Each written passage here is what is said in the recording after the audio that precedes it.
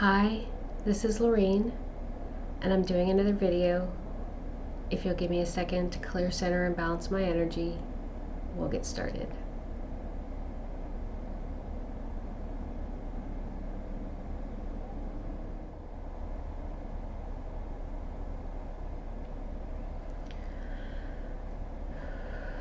Okay, so again, even though there's a lot of information coming in through the week, I don't write it down because the energy is extremely tumultuous is a word that keeps coming to me. Shifting, changing. If you're talking about numbers and numerology, the number 5, it doesn't have any one vibration. Fives always represent a shift, a change, right? So it's not static. It's constantly changing, shifting, right? So we're in this perpetual 5 status right now. And so what came to me this week is if you write this down today, where the energy is tomorrow or the next day or this weekend can completely shift and change the future outcome. So what might come in today may not be relevant tomorrow. And it's one of the reasons why I don't do predictions when I'm doing readings, because what I'm reading is where you are or the person is in that moment. But every choice that we make changes our future outcome. And so for me to make a prediction is either going to put you on a path because you're going to try to manifest that prediction, or you'll shift off of, your energy will shift from where you are at in that moment, and you will redirect yourself on another path. And so it will be an inaccurate prediction. And so it's always best to speak from where we are in this moment. Okay, it's always best when I am doing this, especially right now as I'm guided, to do it right now in this moment, to channel this information, to receive this information and share it in this moment. In the past, I've been guided to write stuff and share it that way, but I think the energy was more stable, or we were on a more directed path, or maybe a fated path. But now we are working more towards destiny, okay? And I was just listening to someone talk recently. They were talking about fate versus destiny. Fate being what we intend as we come into this life, in this lifetime, in this incarnation of our soul in this moment. What is intended, versus destiny, which is what we do to change our future outcome. So we have a karmic fate, things that we have done energetically that we come into this life meaning to address. And then as we move through life, experiences happen that can either redirect us away from our path or that fate, in either direction, positive or negative, and then create a new destiny or a destiny, okay? And that just, karma gives us experience for us to build on, and we can build on those experiences in our lifetime to create new and better realities, new and better outcomes, okay? So essentially what I'm saying is fate and destiny are not the same thing. They're different. And we are empowered to create change in our fate, and create a new destiny, okay? And that is contingent upon how we respond to every situation, every experience, every moment that we experience in this lifetime. And I've said it in many videos, we all have certain experiences we are meant to have in this life. And we can either choose a positive response or a negative response. or no response, right? But we do need to respond to every circumstance that is placed before us. I've also said that this unbalanced energy, we are having these experiences, and this unbalanced energy is allowed to continue on this path, whether it's fated or destiny, because they have many opportunities to make the choice to choose love, right? They have many opportunities not to choose harming people or harmful intentions.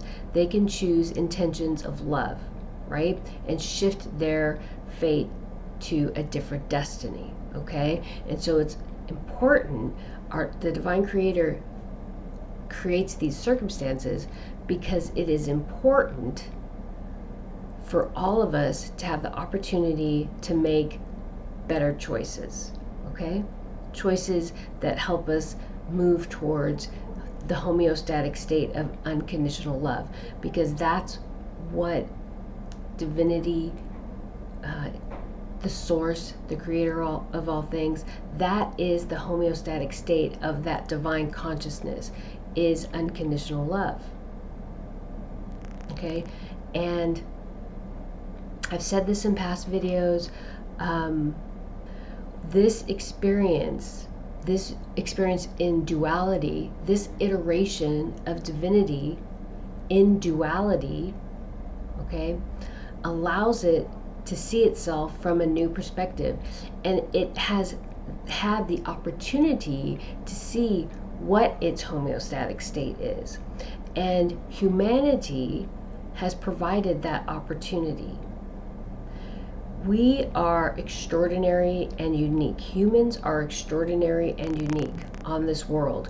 We carry the depth and breadth of emotion which is unique in the universe. It is unique in the universe. As we embody this energy, the source, the creator of all things, has been able to see what it can be in its most loving state and in its most negative, hateful state, right? It sees the depth and breadth of that emotional body. And it has been able to see itself and say, in my I am state, in my state of pure consciousness, when I am not creating, when I am not anything but pure existence, I know I am unconditional love. Okay? So every choice that we make in our experiences is meant to draw us back towards that homeostatic state of unconditional love. Okay? Because that is our journey home back to unity. We are all, the universe is the divine consciousness. We are all fractals, pieces, parts of that divine consciousness. We are at our homeostatic state, unconditional love. Okay? And so 2 videos ago, I talked about creation. I talked about how do we create from the void when we exist on this plane. Okay?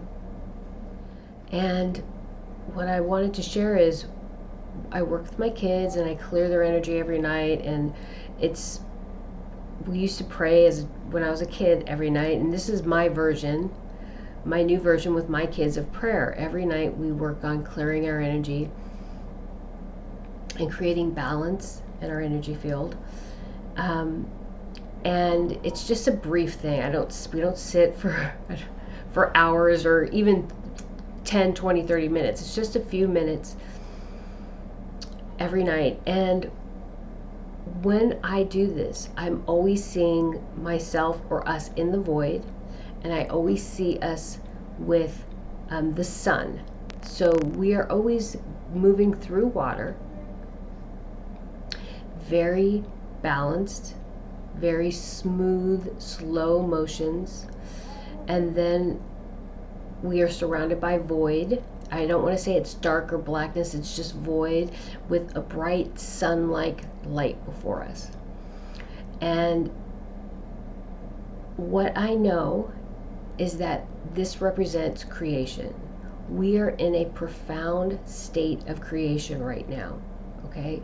Very, very profound. And that is why we are sitting at this numerology number 5, this vibration of shifting. We are changing. We are manifesting and creating new earth. We are manifesting what this world will become through our consciousness. And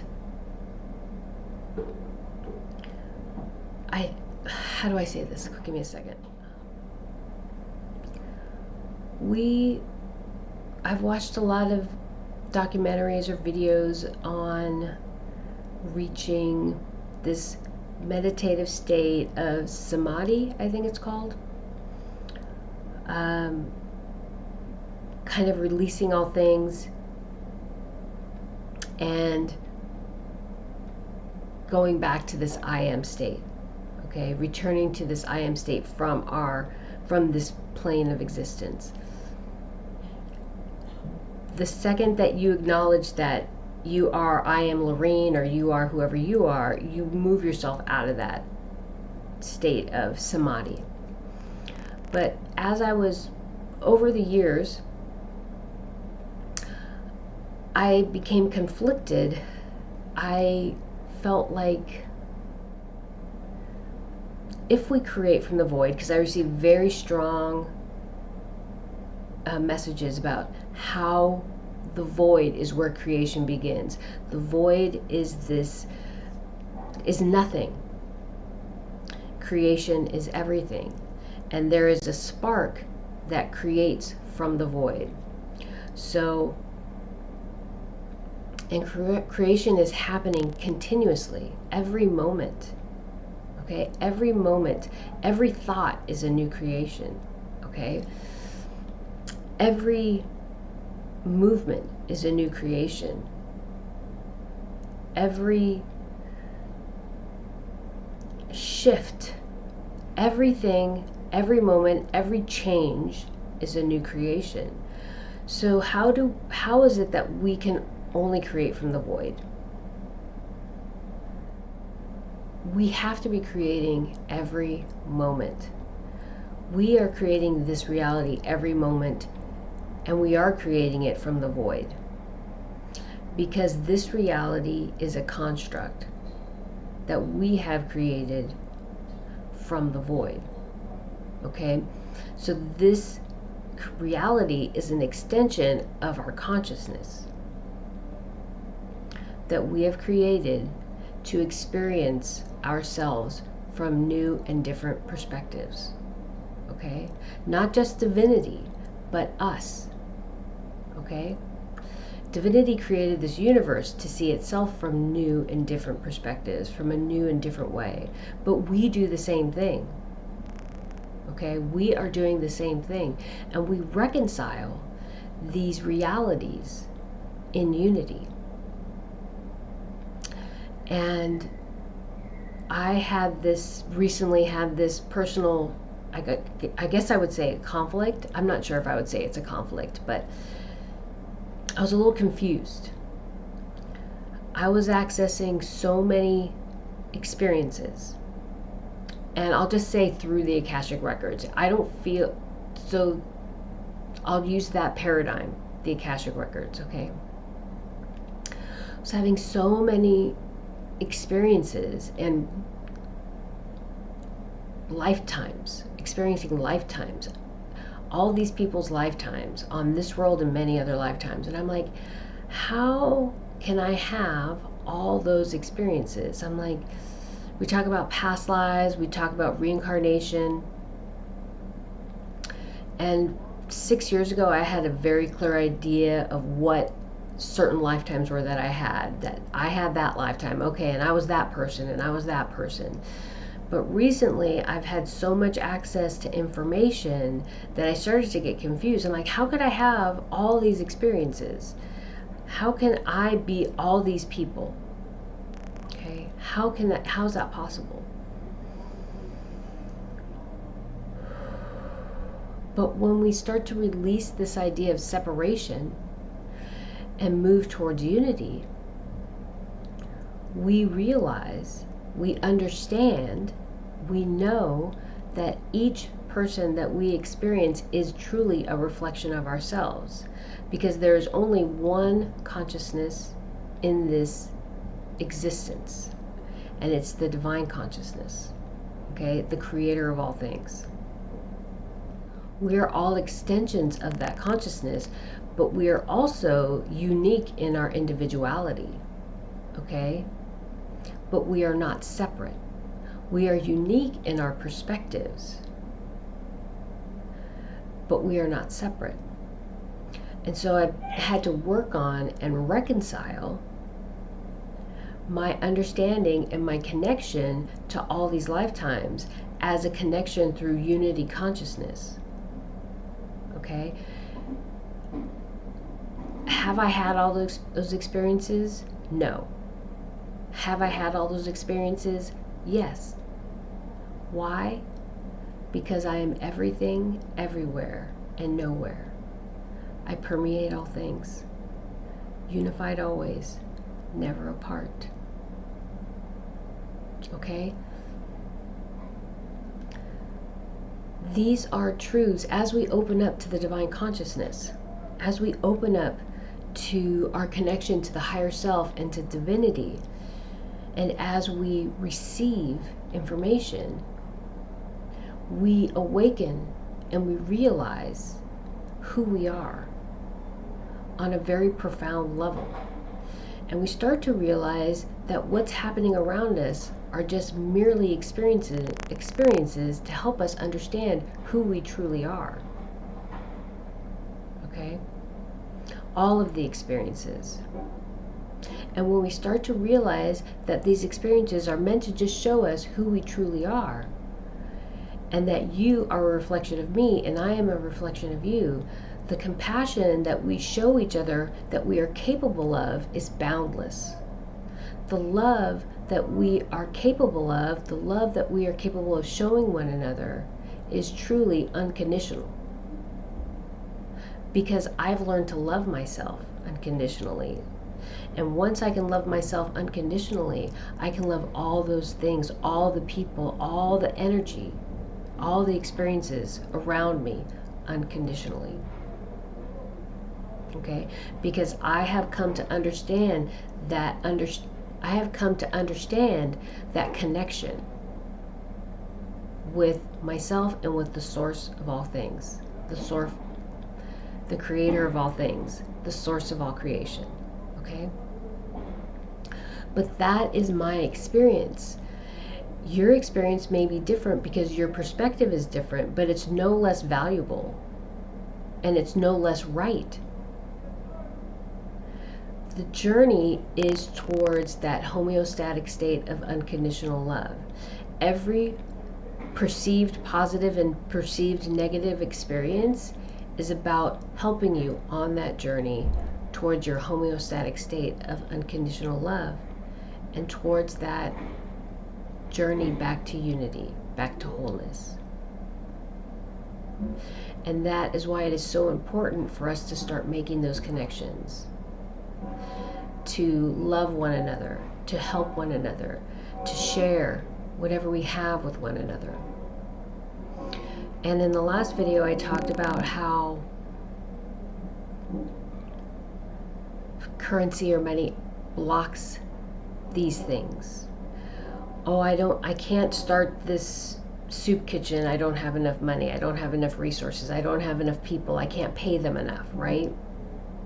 Money creates blocks to the things that we need. I can't go on this vacation with my kids because I don't make enough money to pay for the flight or pay for the hotel. I can't go camping because I can't afford a tent. You know, And so I know people say, well, if you say you can't, then you never will. Okay? Right? And I completely understand that we manifest from this, our consciousness. But we have been indoctrinated into a currency system. And it's incredibly deeply ingrained into our society and into our consciousness that money is what we need to do the things we need to do, right? To have the things we want to have. And what it truly has done is created a caste system within this country, which is what we were trying to get away from. All the taxes, the Boston Tea Party, and all that stuff that happened back in the Revolution, the Declaration of Independence, all those things were meant to free us from what we felt bound us, okay, here in the United States, right?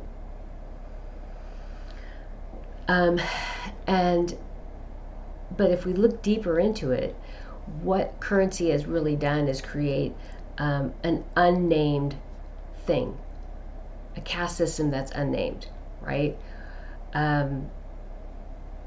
Meaning we don't speak about it, but we have homeless people, we have people on that have social services who are unemployed, we have people who are working at what would be considered lower level jobs, lower paying jobs, who are barely getting by but have to use food stamps or healthcare, subsidized healthcare to pay for things. We have people who are slightly above that, right?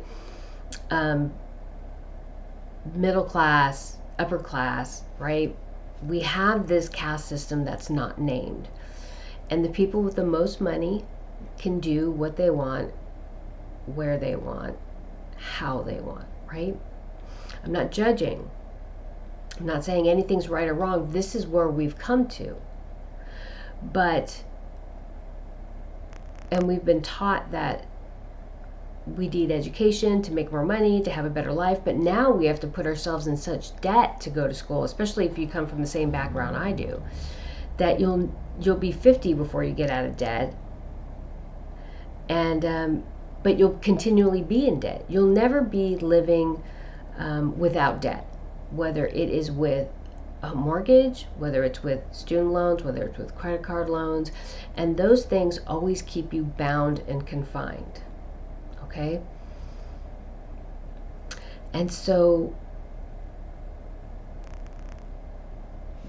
as we grow, as we change, and as we connect to our higher self and to the divine, we start to see these truths. Okay? We start to understand what it means. And we understand the journey. Okay? I understand the journey now that we've been on.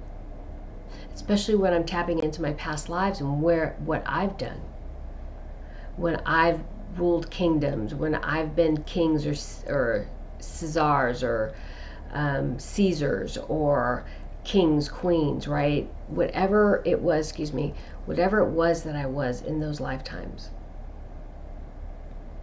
When I see what I tried to do to stay in control or tried to bring peace through violence, right? Through oppression, trying to contain all the unbalanced energy to try to create peace. When I see those experiences and what I did to try to achieve a better life, a better quality of life, that better quality of life was only for some. It wasn't for everybody, right? Not everybody had experienced that better quality of life, right? So as I start to reconcile all this information, I understand where we're going and what we're going to experience. Even though I don't know the specifics of what's going to happen, but I'm in a place where I'm okay with allowing that to happen, whatever it is, and addressing every experience that comes to me from a place of unconditional love, compassion, kindness, tolerance, forgiveness, right? It's so important to allow people to have their experiences and have their journey so that they can eventually come to this place of reconciliation and understanding. Okay, so they can embrace unconditional love, compassion, kindness, forgiveness, right?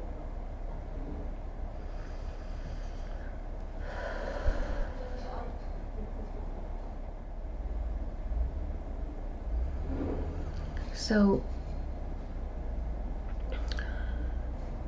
as I'm sitting here and I'm reaching out and I'm trying to reconcile the information, it just very clear, it comes in over and over. Honor your intuition, honor your intuition, honor your intuition. And I knew, recently, I saw a profile picture of someone and I knew immediately I needed to get an astrology reading. I knew that for a long time, but I didn't know who I needed to go to get it. I would say probably since December of last year.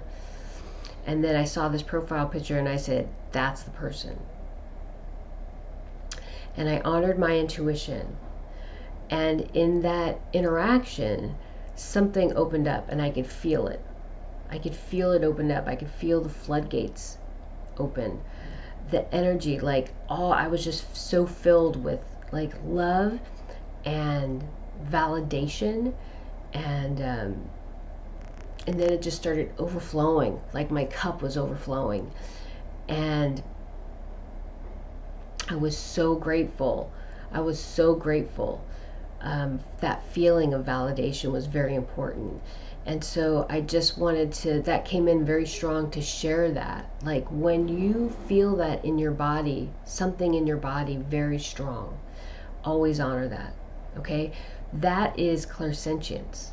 Okay? When we feel that thing in our body just driving us and pulling us towards something, that's clairsentience.